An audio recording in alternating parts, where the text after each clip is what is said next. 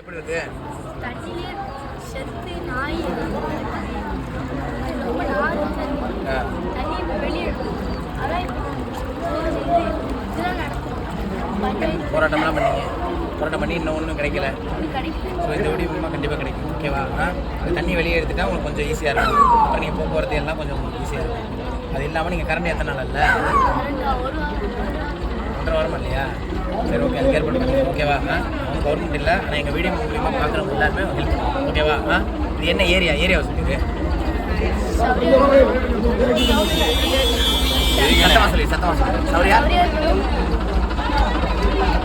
சௌரியா பாளையம் பக்கத்தில் என்ன நகர்? கிரேஸ் நகர். ஓகே, கண்டிப்பாக பண்ணிடலாம். ஓகேவா? சரி, அப்படின்னு சொல்லி பார்த்தீங்கன்னா எனக்கு பணம் அனுப்பிச்ச அனைத்து சப்ஸ்கிரைபர், வியூவர்ஸ்க்கு, ஃபாலோவர்ஸ்க்கு எல்லாருக்குமே என்னுடைய நன்றி. ஏன்னா நீங்கள் அனுப்பிச்ச காசுல தான் இவ்வளோ தூரம் போய் நாங்கள் நல்லது பண்ணிட்டு வர முடிச்சு. ஸோ உங்களுக்கு முதல் நன்றி. ரெண்டாவது பார்த்தீங்கன்னா எங்களுக்கு தூத்துக்குடியில் அவ்வளோ ஹெல்ப்ஃபுல்லாக இருந்தது வந்து சதீஷ் ப்ரோ.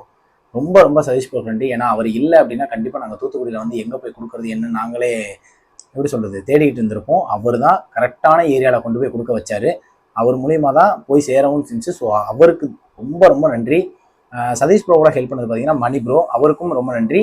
அதுக்கப்புறம் சதீஷ் ப்ரோ, மணி ப்ரோ, இவங்க எல்லாரும் எனக்கு காண்டாக்ட் பண்ண யூடியூப் பிரதர்ஸ்க்கு ரொம்ப நன்றி. ஏன்னா அவங்களால தான் இவங்களை காண்டாக்ட் பண்ண முடிஞ்சுது. அவங்க தான் எனக்கு ஃபோன் பண்ணி பேசினாங்க. பேசி இந்த மாதிரி யூடியூப் பிரதர்ஸ் தான் சொன்னாங்க, சதீஷ் ப்ரோ உங்களுக்கு காண்டாக்ட் பண்ணுவார், அவர் தான் உங்களை கூப்பிட்டு போவார்னு சொல்லி சொன்னாங்க. ஸோ அவருக்கு யூடியூப் பிரதர்ஸ்க்கு ரொம்ப நன்றி. எங்கள் கூட சேர்ந்து பண்ணது தூத்துக்குடியில் நம்ம ஃப்ரெண்டு மாரி பாவான் இருக்காரு, அவருக்கும் ரொம்ப நன்றி. எங்களோட டீமாக சேர்ந்து ஒரு சிங்க பெண்ணாக உழைச்சது ஒயிட்டி அக்கா, அவங்களுக்கு ரொம்ப நன்றி. ஏன்னா அவங்க தான் எத்தனையோ பிரச்சனை அந்த இடத்துல வந்துச்சு, அவங்க தான் ஃபுல் அண்ட் ஃபுல் ஃபேஸ் பண்ணாங்க. அவங்களுக்கு ரொம்ப நன்றி. அப்புறம் எங்களுக்கு மில்க் அரேஞ்ச் பண்ணி கொடுத்த எஸ்பிஎஸ் நிறுவனம், அவங்களுக்கு ரொம்ப நன்றி. ஏன்னா வந்து இங்கே திண்டுக்கல்லேருந்து கொண்டு போயிருந்தால் பால் கெட்டு போயிருக்கும். எங்களுக்கு தூத்துக்குடியிலே அரேஞ்ச் பண்ணி கொடுத்து மெனக்கட்டி எங்களுக்கு ஃபோன் பண்ணி பேசுனது எல்லாமே எஸ்பிஎஸ் மில்க் தான். அவங்களுக்கு ரொம்ப நன்றி. Arun bro, SBS milk Arun bro, அவங்களுக்கு ரொம்ப நன்றி. திருப்பதி சாருக்கும் நன்றி, முத்து சாருக்கும் நன்றி. வேறு யாருக்கு நன்றி சொல்லணும் அப்படின்னா, அதுக்கப்புறம் கடைசியாக சொல்லணும்னா என்னுடைய டீமுக்கு ரொம்ப நன்றி. ஏன்னா அவங்க இல்லை அப்படின்னா கண்டிப்பாக இந்த இது முடிஞ்சிருக்கேன். என் ஒத்தாள்னால கண்டிப்பாக முடிஞ்சிருக்காது. என் டீமுக்கு ரொம்ப நன்றி. வந்த எல்லாருக்குமே, ஏன்னா ஒருத்தர் பேராக சொல்ல முடியல, எல்லா டீமுக்குமே, என் டீம் சார்பாக எல்லாருக்குமே என் டீமுக்கு ரொம்ப நன்றி. அப்புறம் நாங்கள் போயிட்டு வந்தது எங்களுக்கு எவ்வளோ செலவாச்சு அப்படின்றத நான் சொல்லிடுறேன். ஃபர்ஸ்ட் வந்து பார்த்தீங்கன்னா எங்களுக்கு ஆன்லைனில் மட்டும் 1,85,430 ரூபா வந்துச்சு. அப்புறம் மித்ரான்ற ஒரு குழந்தை வந்து 2,000 ரூபா கொடுத்துருக்குன்னு நான் ஏற்கனவே சொல்லியிருந்தேன்.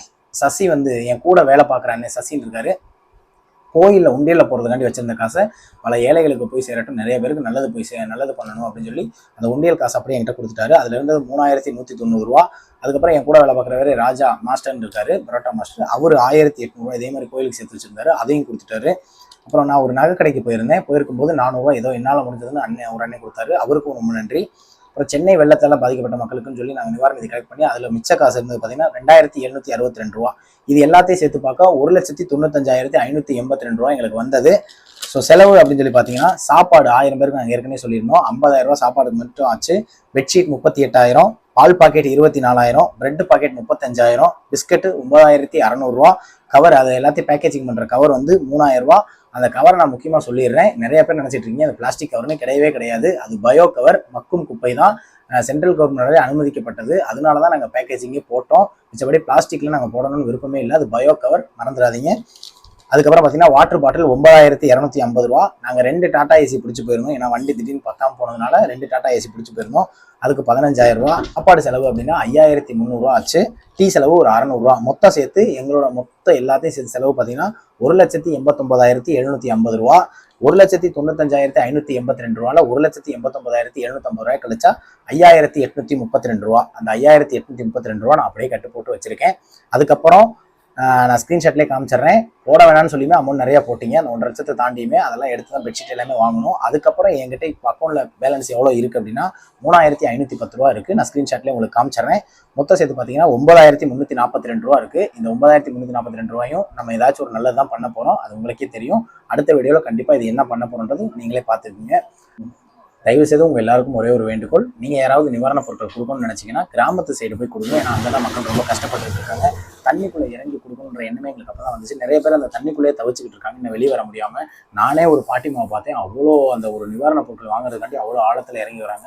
ஸோ தயவு செய்து நீங்கள் கொடுக்கணும்னு நினச்சிங்கன்னா இந்த மெயின் ஏரியாவில் கொடுக்காம, ஏன்னா அங்கே நிறைய பேர் கொடுத்துட்றாங்க, இந்த உள்ள கொஞ்சம் கிராம சைட்லாம் போய் யாரும் கொடுக்கறதில்ல. தயவுசெய்து அதை மட்டும் ஃபாலோ பண்ணிக்கோங்க. மிச்சம் யாருக்காவது நான் நன்றி சொல்ல மறந்துருந்தேன்னா தயவுசெய்து மன்னிச்சுக்கோங்க. அதுக்கப்புறம் எங்களை டாடா ஏசியில் கூட்டு போன டிரைவருக்கு ரொம்ப ரொம்ப நன்றி. ஏன்னா சேஃபாக கூட்டு போய் சேஃபாக கூப்பிட்டு வந்தாங்க. ஸோ அவங்க 2 பேருக்கும் ரொம்ப நன்றி. மிச்சம் யாருக்காவது நன்றி சொல்ல மறந்துருந்தேன்னா தயவுசெய்து மன்னிச்சுக்கோங்க. ஒற்றுமையாக இருப்போம், இயன்றதை கொடுப்போம். நன்றி, வணக்கம்.